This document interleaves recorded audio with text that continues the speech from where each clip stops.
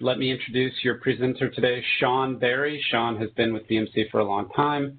He's been with the server automation products for even longer, and he's been covering the topics previously on the two other sessions, so he's the perfect person to bring this to life.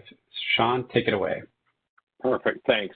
So good afternoon, good evening, good morning, depending on where you are. An extra special thanks to those of our friends who are joining us from India, as I believe it is Independence Day there. So I know that's a particularly big ticket holiday, and I appreciate everybody who's able to join. We're going to get into a couple of topics that most customers are probably not going to use on a regular basis. And those are the advanced topics. Now, the reason why I pulled these three together is these seem to be common topics that those customers who are migrating their reports, and, you know, from the customers I've spoken to, most of our customers are furiously writing or rewriting their reports ahead of the end of the month deadline for BDSSA support going away. And so those customers are needing to build, you know, both the standard sort of reports that we were looking at in the previous round, previous webinar, and also at some more advanced reports. And one topic that has always come up in these discussions is, how do I use, you know, okay, the data model is great, I can find almost everything I want to, but I have a SQL query that does exactly what I want to do. And I don't want to rewrite that in model language or using the data model, or for whatever reason that doesn't make sense. And so to that end, we've got the idea of putting SQL queries directly into a report and then going and doing things there. So we'll cover that first. Then we'll talk about building a dashboard. And dashboards are ways to roll up, as I'm sure you're familiar from the BDSSA and other reporting times, that's a way to roll up one or more individual queries into a dashboard that helps our users and customers make more sense of the data that they're looking at. And then the last thing we're going to do is we're going to show how to start building drill-through reports. And the idea is, if you start with a high-level report and you want to be able to drill down and get more detail on it, how do you do that? In Yellowfin, it's pretty straightforward, although it can seem imposing at times. And we will probably do that last. And then last we'll have Q&A. I expect this to go relatively quickly. We will need to talk about some things like setting up your access control to make sure you have access to doing advanced queries and so forth. But we're going to keep it fairly focused on the product. Please do ask a lot of questions. I know we've got a relatively moderate audience today, so I think we'll have plenty of time, and we can take any other questions. Lastly, any questions that we do get in here, we'll probably use to help figure out what to do for our next webinar. I think, you know, we've got some topics in mind that should be pretty easy to get into. All right, so let's start with, let me put that thing away. Let's start with using what I call using SQL queries directly. Now, you probably know that when you do reporting, the custom reports that you build out are functionally building SQL queries under the covers. So SQL, as we know, SQL, standard query language, is the way that all interactions with databases take place these days. It consists of asking for a subset of information from one or more tables or views in a particular way. The feature that you're going to need available to you in Smart Reporting is called Advanced Authoring. So Advanced Authoring is basically a checkbox or a slider that you're going to see when you open up a new report. Let me see what happened to my mouse. It appeared to have completely disappeared on me. As you can see in the top right example, I've got the Advanced Authoring check or slider there that you can turn off or on while you're building a new report. If you don't see that there, you're not going to be able to do a SQL query. In my instance, which is set up in a lab environment, I have to go in through the admin login to get access to that. You may, okay, so we got looks like we have a question going up on chat. Want to remind everybody to put questions into the Q&A section. So you're going to have this option to do advanced authoring. In my environment, like I said, I'm doing that through admin. Let's see. So how does this work? So once you've got that checked, what you're doing is you're basically building your own SQL query. Now, this is probably a query you already got somewhere else. You already have from maybe from custom work you've done in Cognos previously, maybe from maybe from something you're building yourself, maybe a piece of information you can't get any other way. They do need to come from the data warehouse source. And that means that by using this, you can't go directly to the core database. And the structure is also going to look a little different from the core database. You're going to find that the data warehouse has some slightly different table names and view names. And you're also going to find that there's a lot more data elements in there when you go start exploring. So that can be pretty confusing. I would recommend, if you're familiar with SQL Query Studio or Toad or any other direct SQL interaction tools, that you go build your queries somewhere else. There are other tools that are better for building initial queries. What we're talking about here is once you've got a good query, how do you then leverage that in a report? And as I mentioned, the dimension tables, those starting with D, or the views, start with V or VO, are a great place to start. So once you load your SQL query, and we'll step through this as we go, you're going to put your query in.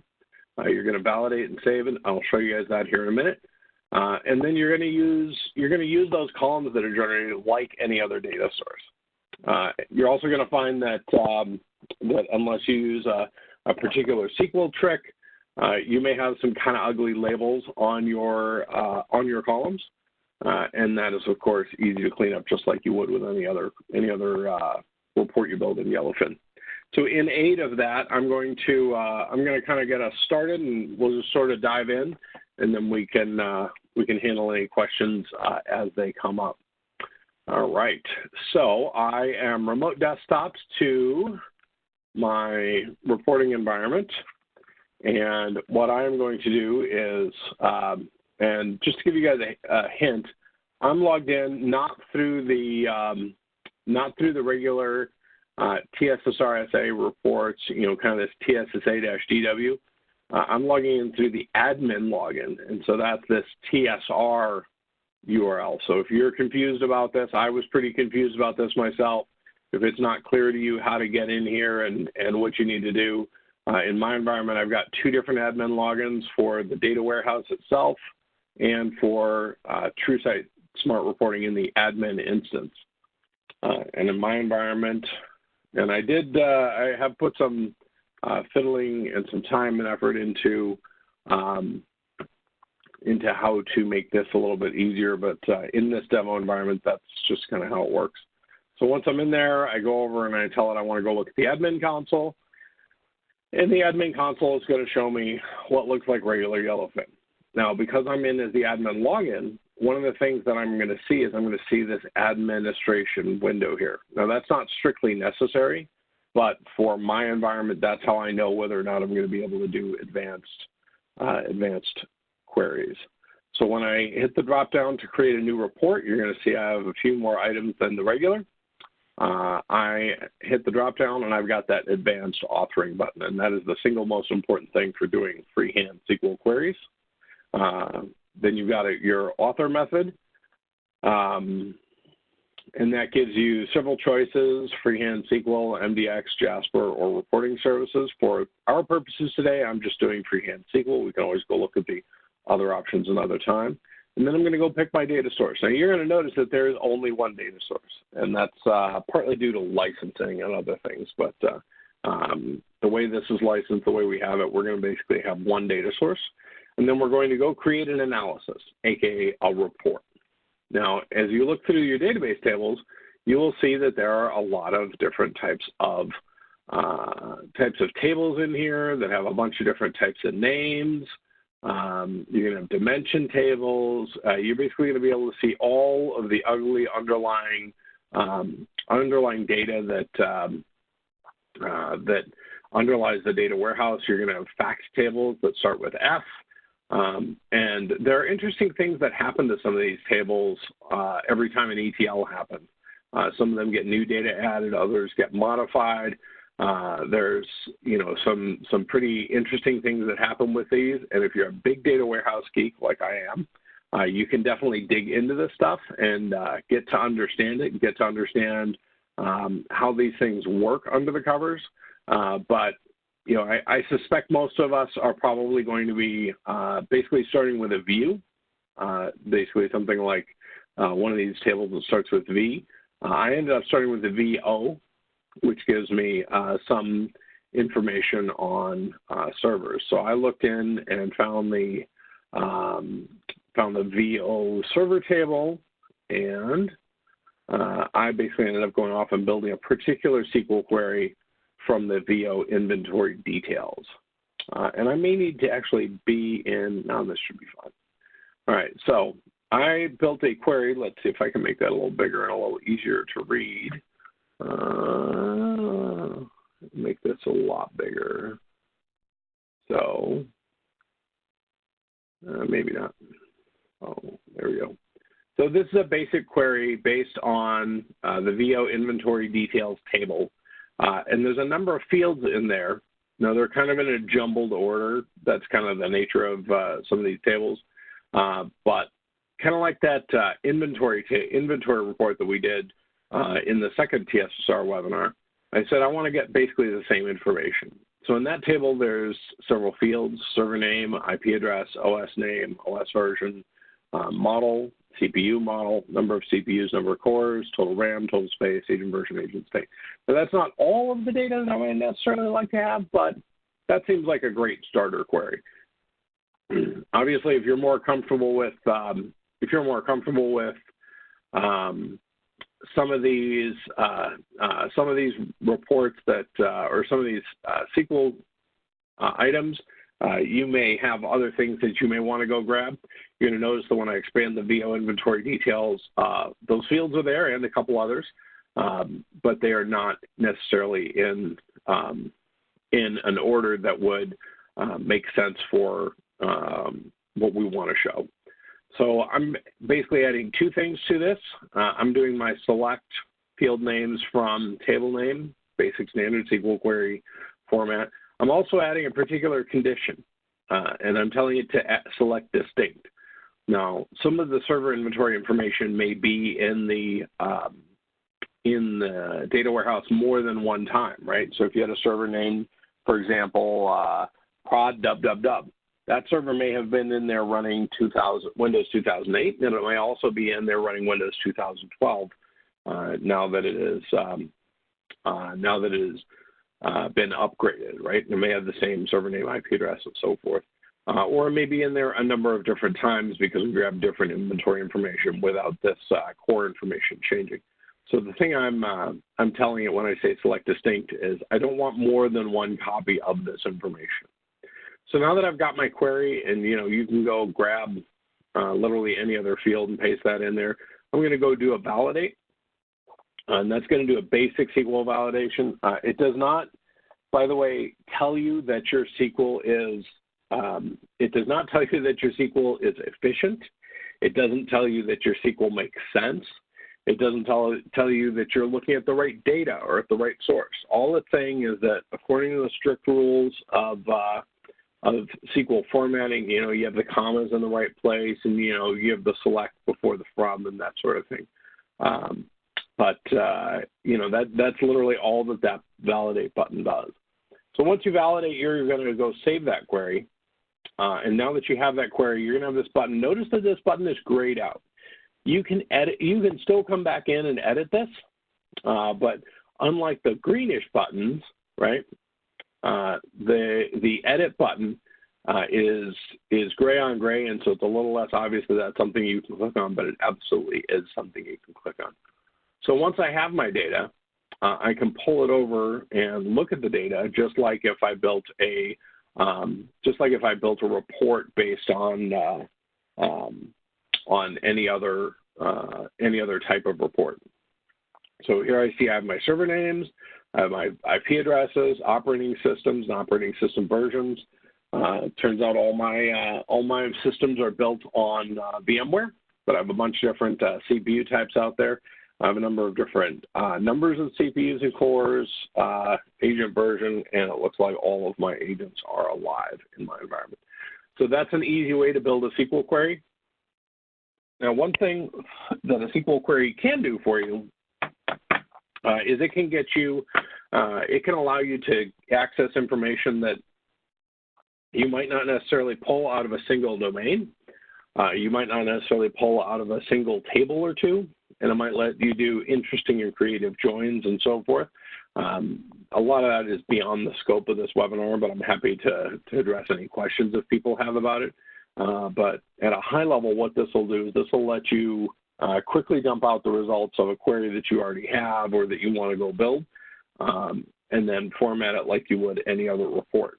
Now, one thing we had mentioned was that the names of the fields might not necessarily make sense.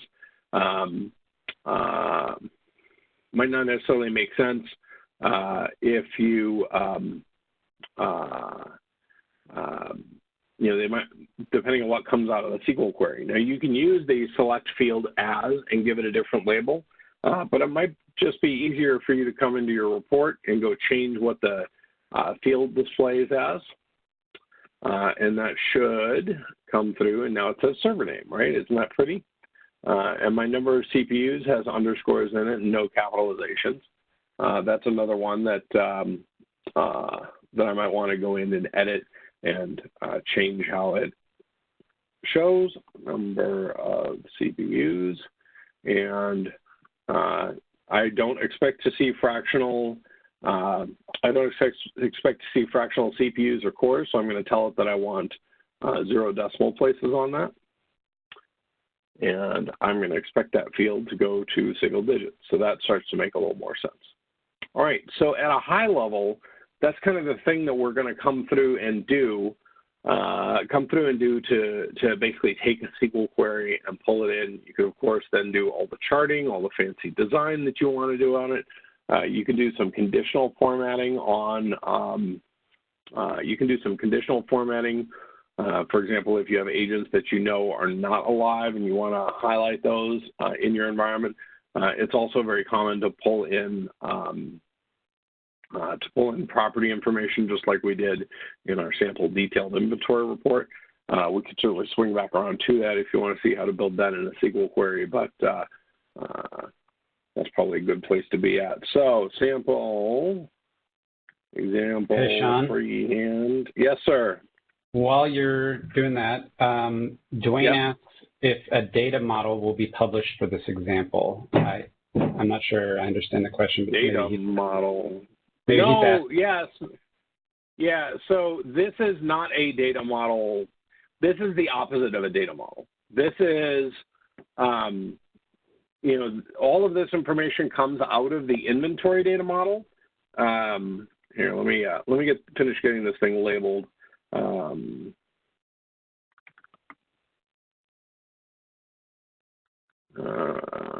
So this is not a this is the opposite of a data model. So what this is a what this is the ability for you to go in and put raw SQL that transcends the data model, that lets you go look at things that have nothing to do with the data model. I think what we may be asking for is we may be asking for the schema, the underlying data warehouse schema. And for my money, the way I go do that is I usually will go look at it in, I will usually go look at that stuff in, where am I going with this? In something like SQL Query Studio or a tool like that. The other thing you could do is the schema for all of this stuff is part of the installer. and you can go grab that stuff. I'm not sure where it is on my server, but there's basically a giant hunk of SQL that describes the underlying structure of the data warehouse. I will caution that writing your own SQL queries is not for the faint of heart. If you're not comfortable with it, or it's not something that you feel comfortable with going out and writing your own, please do be careful, and definitely only use selects as you only want to do read-only SQL when you're interacting with this. But there's, like I said, there is some database structure stuff that's published as a part of the installable. Go ahead. So just to be clear, this is Seth, sorry for my own edification. You're saying that you can, it's possible to write queries using other than select? You can run updates and I don't think so. I didn't try because I dare not, right? Okay. Yeah, but that would be wacky and weird. Yeah, I would not do that. The last place I would do that is in a production customer environment. I'm just doing selects here. Let's go see if it'll let us do update. I don't think it will, but and that would be terrifying. But that's not even valid SQL. But there you go. Incorrect syntax near a comma. All right, great, okay, perfect. Good. So, right, yeah. Please don't do that. But while you're working in SQL Query Studio, you can run some of those things. So, and as far as the data model, we have some of the schema is documented in SQL. I don't think there's any write-up of what this stuff is. This is not something that's super supported. You could certainly send your queries into support, but I think they're well within their rights to tell you, either something doesn't make sense or they may not be able to help you write your own queries. So I would consider this more to be something where you would be reusing existing examples that may have been provided by support in the past, or that professional services or your own people have generated in BDSSA reports so far. So, okay. So that is, let's see, let's go back to this thing. That is, and this dashboard's not going to load anything because there's no data showing. But if we go into Browse, we will see, we will be able to see that example in our list. And there is, you can see I did that a couple of times. So we ended up with our example custom SQL report. And it basically looks the same way, a couple of different ways. All right, great. So the next thing I'm going to do is, since I'm doing this from the admin side, I will mention real quickly, if you do need to go give yourself permission to do these sorts of things, to enable the advanced authoring, that stuff is done in the admin console. And you should go look at the roles and what privileges the roles have, and which users are in which roles, and that should help you understand what privileges are out there and how to manage those privileges. That's really all I'm going to say about that, because I have confidence that if you're somebody who needs to go in and maintain or make changes in that area, that you can figure this out. So let's see, try and get this to repaint. So I am, as per usual, logging in as BL admin. I do not know why Firefox does not cooperate over remote desktop, but I'm going to log in, and I'm going to have several choices of roles. In this particular demo environment, all of the roles are mapped to basically the same set of permissions in Yellowfin, but for old time's sake, I like to come in as BL admins or global report admins, and that will dictate what permissions and that'll dictate what sort of information I can have at my disposal. There are some filters that still need to be set to make this dashboard pretty, but let's now go talk about building dashboards. So dashboards in BDSSA, we had the idea of Query Studio and Report Studio. And Query Studio would let you build one query, one table, one chart, one piece of information. And then if you wanted to organize more than one, and I'll be the very first to tell you, I only ever got super comfortable with Query Studio. I could get around in Report Studio, and I know there are many gifted people who build much more advanced reports on Cognos than I ever did. But I was most comfortable with Query Studio, and then I primarily use Report Studio for layout. That's basically what we're going to do with these dashboards today, is we're going to roll up several different report queries that will typically apply to a common use case. And what that may show is that may show the overall footprint of compliance by operating system, and it may show it by line of business, right? And they will commonly share filters between the dashboards.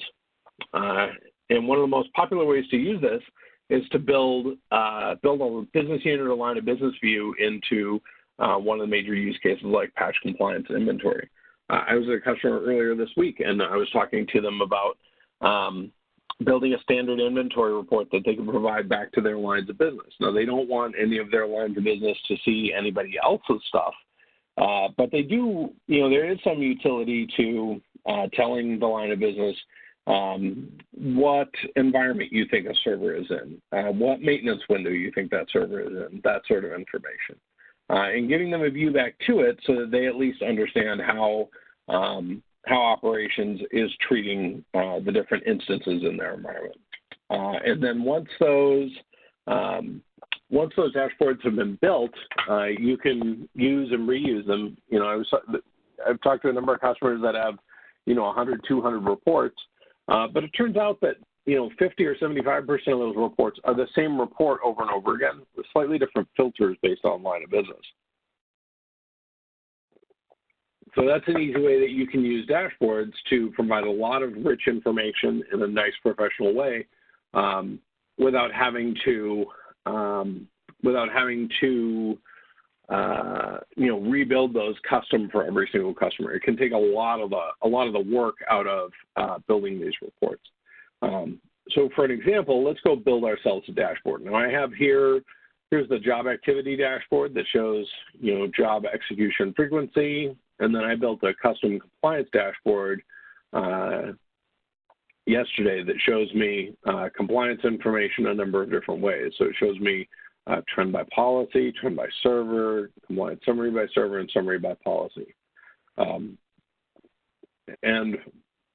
One of the things this does is this provides the information a number of different ways, and that can be particularly helpful.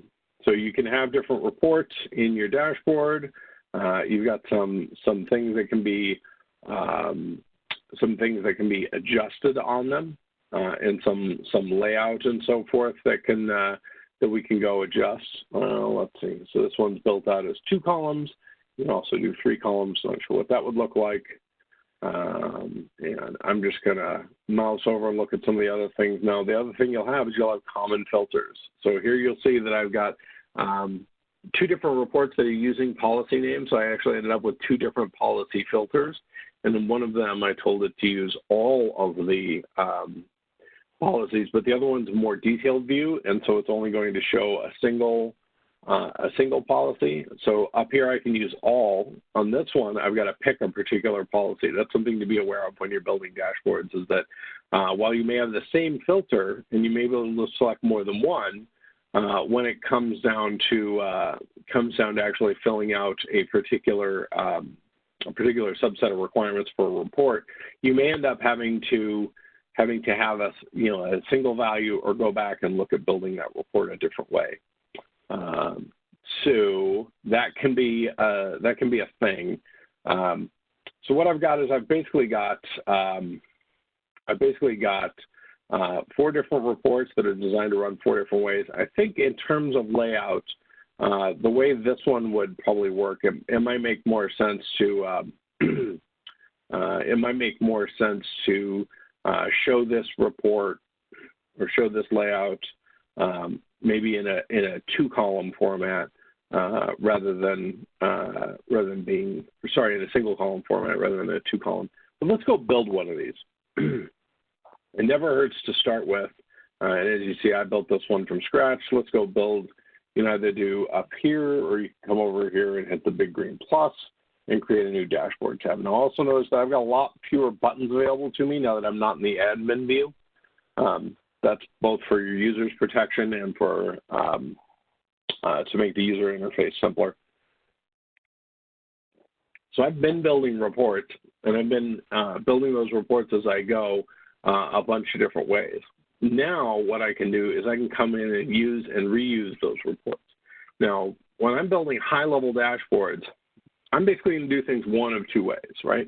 I'm either going to build a compliance overview, and I always like to start with an overview because I like to have a good high-level view of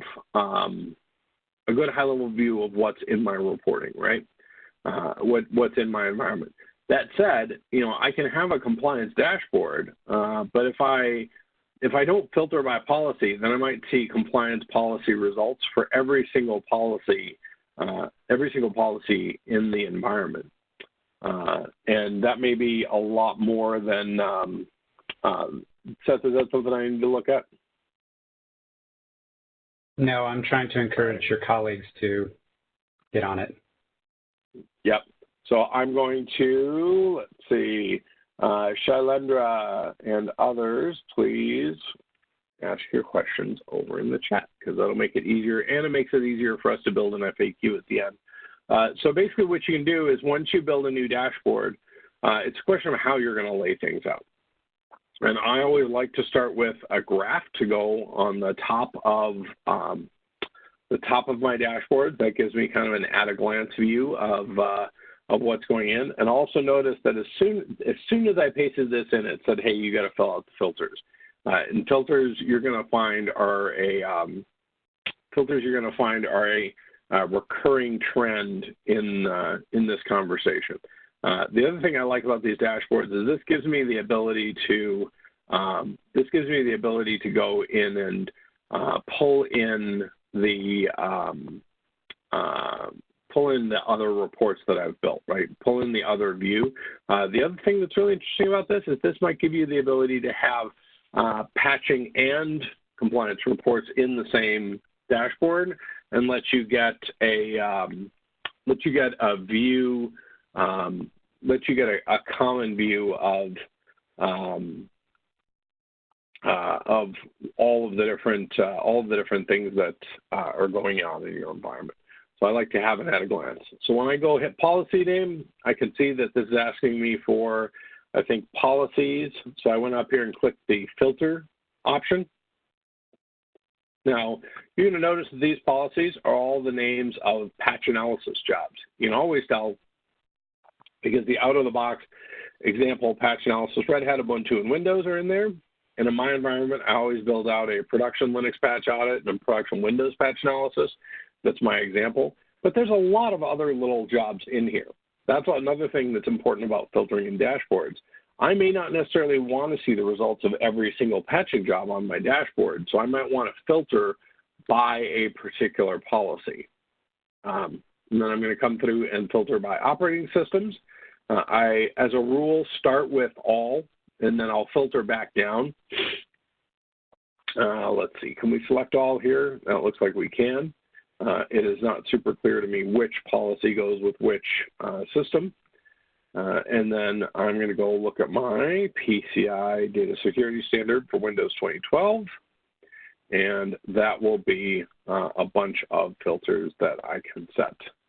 And as I see, I've got my patch compliance trend by policy. Let's see, default display as a chart. And let me see if there's any other great little options that that I want to click on up here. What's that one do? Yep, that takes it to being a database chart versus being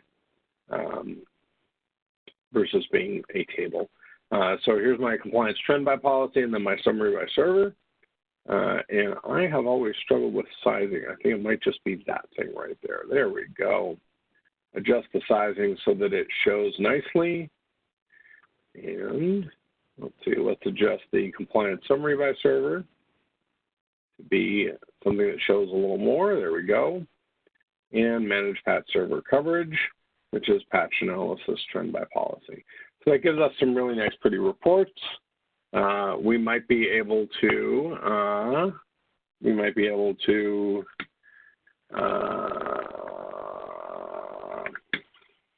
adjust the layout of some of these and so forth. As we saw below, you can grab these. You can grab some of these and pull them into. Not what we wanted to do. We can go grab those reports and pull them into left and right side reports. Obviously, this one was not designed to be viewed that way, but that's another way that you can lay out your dashboard. So let's see. Let's pull this one down into. There is a little bit of construction going on outside my house. They are working on the street, and it is not trivial. So let's see. Let's put that guy there. All right. Now we can have side-by-side reports, and obviously it would be handy to have those laid out in a way that they will make sense side to side. Let me grab this guy and pull him down. So I generally want to have pictures above text. It solves other problems, and it tends to be a little more appealing to my end users. But if I wanted to get kind of an at-a-glance of compliance, patch analysis, and then some detailed information about summary by server, that is an easy way to do it. All right, so that's my report or my dashboard. And if I want to save that, I think I can just, let's see, can I rename this right here? Probably.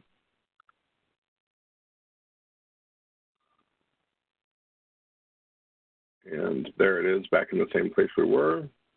Save it. I do want to change the name of it. I don't want to call it new tab.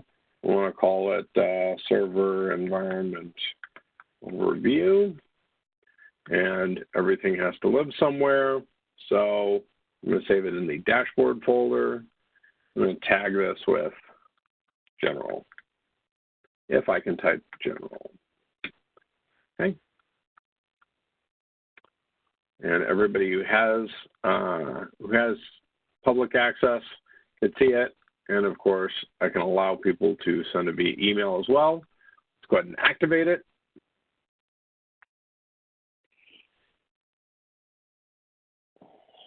And now I've got a overall dashboard view, sort of thing. You know, obviously we can trim up the alignment of some of those graphs up top. But the thing I really like about this is this kind of gives an at a glance and some detailed info by server. You probably want this to be, you know, the chart version of this report to make it a little clearer down below. But as you can see, basically anything you can write in a custom report, and we saw in the last section how to build all kinds of custom reports. Anything you can build into a custom report can go into a dashboard, and then you can use those dashboards for your own use for your customers and so forth. So at a high level, that's dashboarding. And then the last thing we're going to talk about is we're going to talk about doing drill-through reports. And we might end up building some custom reports to do that, but I wanted to stop and see if there were questions on dashboarding. Seth, anything out there? We got it mostly covered. Oh, yeah, we've got a couple things. So let me scroll down here. Give me 1 second. I don't think drill-throughs are going to take a lot of time, but you know, we can always come back to it if it makes sense. But all right. So when you do the drill through, Magnus is asking if it's possible to show an example of the drill through based on a SQL report, I suppose, as opposed to based on. Yep. Okay. Ahmed had asked whether you have to run an ETL job to update the Smart Reporting database, or is it more like live reporting? And Peter had let him know that it's essentially similar to BDSSA. You do have to populate the warehouse with an ETL. Thank you, Peter. Peter knows far more about this than I do. He's right. He's been the one that's been closest to it. Go ahead. Yeah. Ahmed had also asked about having TSSA and BDSSA on the same machine. We've answered that question a couple times. TSSR, no. Yep, I see that. So we are creating. And Pekka was adding about report views, right? Yes. Is there anything similar here, or do we need to recreate them as per custom? I guess custom report. I'm not sure if I understand that question. Pekka, do you want to clarify that question? And while you're doing that, we can always come back to it. Yeah. I will note, and Jamish can comment on this a little bit more, but we are creating a series of videos, many of which have been posted, and there's still more in production. And we've provided links to that in our previous presentations and decks, so we'll just continue to propagate the list of that. Okay. All right, let's see. Pekka.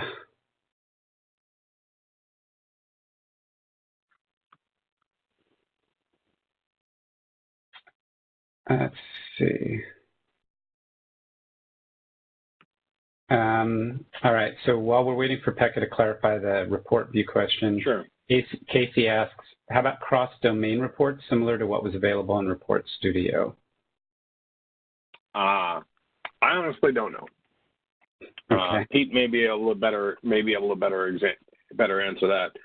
My understanding was that that would be something that you'd be more over in the you'd probably end up more in the SQL area of writing your own SQL reports. Okay, so we'll I'm going to hold off then on the follow up on that. Here we go. So Pekka clarified this question. In BDSSA, we've created one report with a prompt to select a customer to filter only that customer's servers to the report, and then create a report view, which we schedule to be run with the correct values. Right. So let's see. Let's go out of this thing. I believe you can do that in broadcast scheduling. I don't claim to be an expert, but let's go look at. Let's go build a real quick, or go take the inventory. We built a detailed inventory report last session, I think. In worst case, I can always go build another one. There we go. So there's our standard report with our detailed information.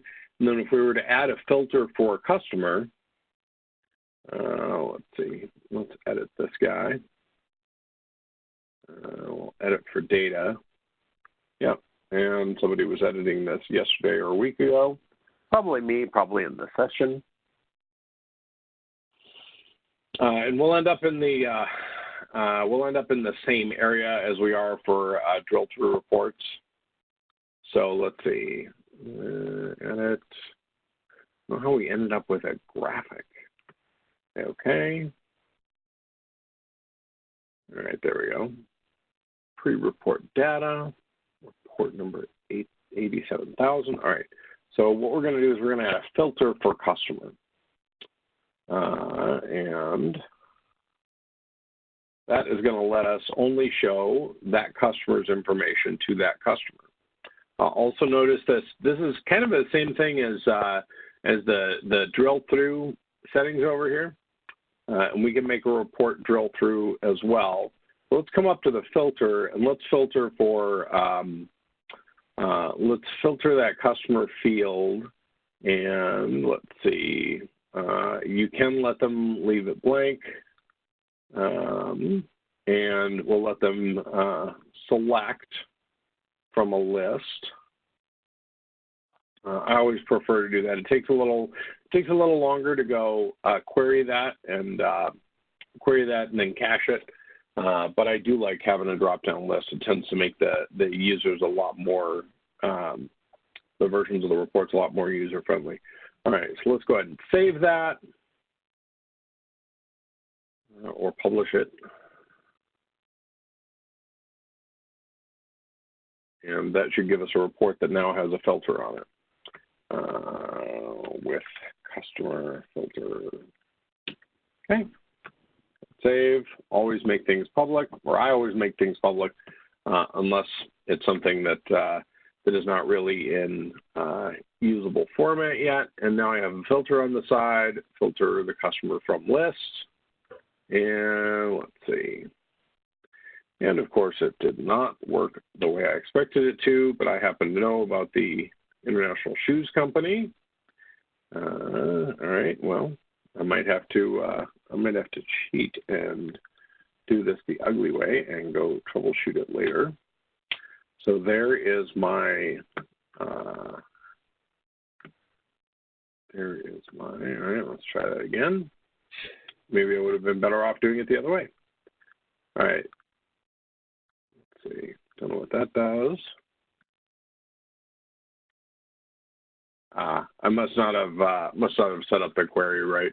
But basically what you do is you'd filter it by whatever the filter content is, and then you would set that filter in your broadcast, basically in your emailed copies. And so you'd email with the Calbro Bank filter on to the Calbro Bank people. You would email to the International Shoes people. And I would think it will work the same way for the dashboards. Let's see. Actions. Refresh the filter. I'll go cache the filter maybe. And let's see. Show filter display on first load of the report. And format that. And so I think all the rest of that is reasonable. And let's see. Entry style, there we go. And, yep. Try some other things, but see if that works. See if that works a little better. There we go. Now we've got a list showing at the bottom. All right. Publish that.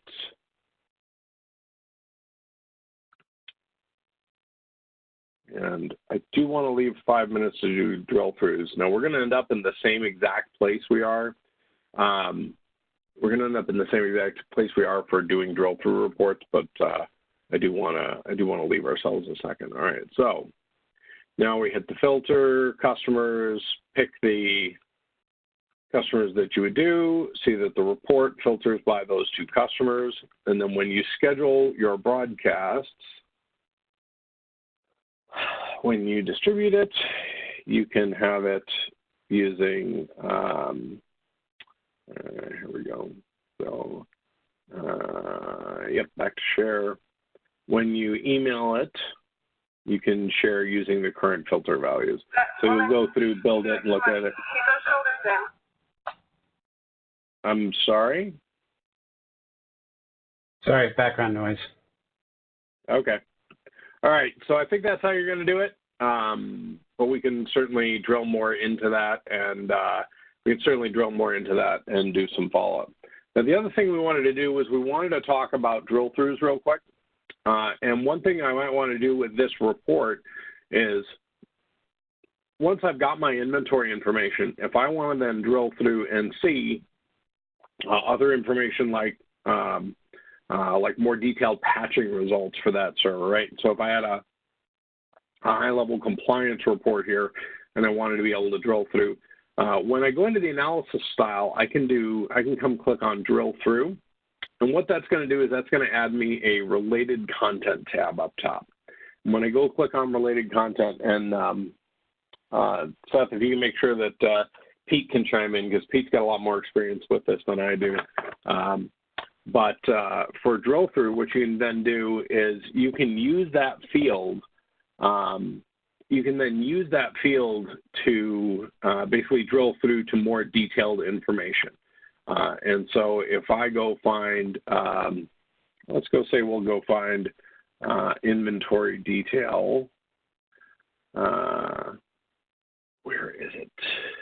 So we've got inventory detail, and then we've also got, I'm sure we have some patching information, patching or compliance detail. That is going to take as a filter for it a policy, and it's also going to take a host name.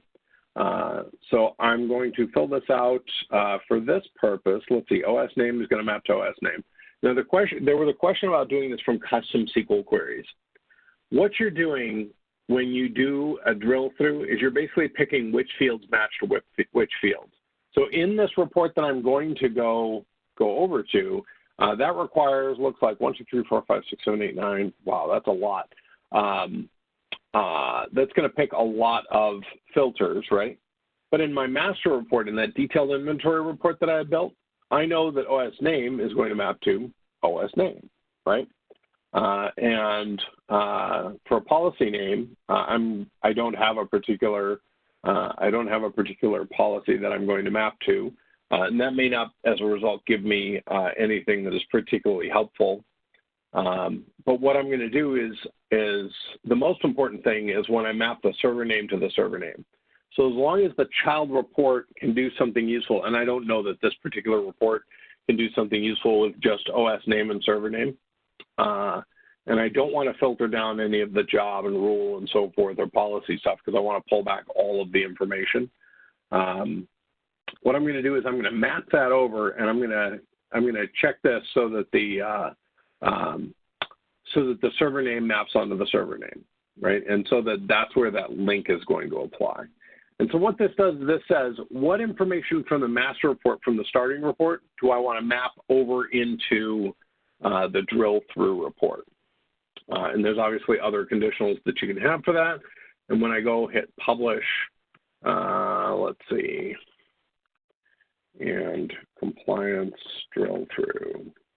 Now, this is also another place where you may want to build, take the existing out-of-the-box reports and either modify them by setting default filters. If, for example, you use the same report all the time, or if you use the same policies all the time, like, say you're one of the major banks and you functionally have 1 or 2 or 3 major policies that you use, you may want to have this just drill through to show a particular compliance policy. But as you can see, I now have these links on the left side, and then that's going to drill me through when I click on that to go to this other report. And look, it's pulled all of the compliance results. It's got 2,900 rows of detailed compliance information. And of course, I can then, further filter those policies to show, let's see, what policy do we have here? What's an easy one to pick? So we've got CIS Windows Server 2012. If I want to just filter down to CIS Windows Server 2012 and then apply that, I'll probably get a lot less information. But that now gives me 500 rows of data. And then I could further filter based on when a particular report was done. But basically what this does is this now gives me drill down from my detailed inventory report down into compliance results. I could also use, and you're most commonly going to use this in the context of patching or of compliance because you're usually going to start with a high-level line of business report where you're looking at a particular line of business and you want to see, like, okay, if I own, say retail banking and my numbers aren't quite where I want them to be, why aren't they the way I want them to be? And what do I need to do to be able to drill through and see just my information, right? That's a real great way to use or reuse these drill throughs. So that kind of runs us to the end of drill throughs. Pete, do you have anything else you wanted to say about drill throughs? I don't want to put you on the spot if you don't, and I'm also happy to answer questions at this time, but that was one topic that I felt like, our customers are going to be doing a lot of over the next couple of 3 weeks as they migrate their reports. Go ahead. Hey, Pete, if you'd like to chat, I just need you to let me know which number you're dialed in from.